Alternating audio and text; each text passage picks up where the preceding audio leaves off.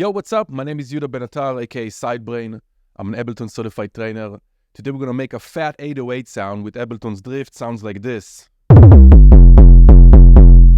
Probably need headphones to really get the scope of this tutorial. Let's check it out. Okay, default drift preset. Let's do some housekeeping. First, I'm gonna change it to monophonic. We're gonna take the drift down. Let's take the volume to velocity. Pitch bend range, probably longer, higher than 2.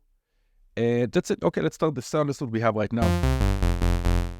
Okay, let's first of all turn everything to sine waves, bring it -1, turn it up. Nice. And now what we're going to do is we're going to use this LFO as a one-shot envelope. So let's go here. Here's we're going to use let's use exponential envelope and retrigger it after every time you hit a note.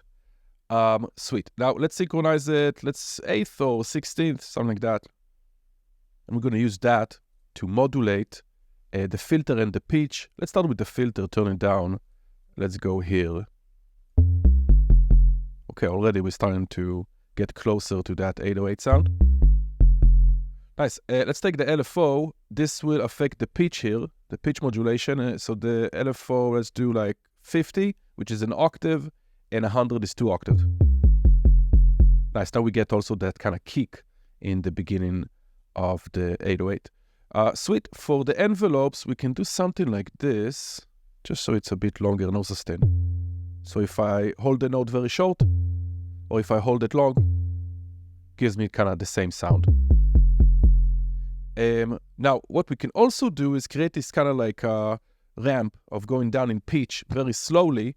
We'll do it with envelope number 2. So envelope number 2, let's say we're going to go up like 1 or 2%. And we're going to do it very long, like something like this. Also the release. No sustain.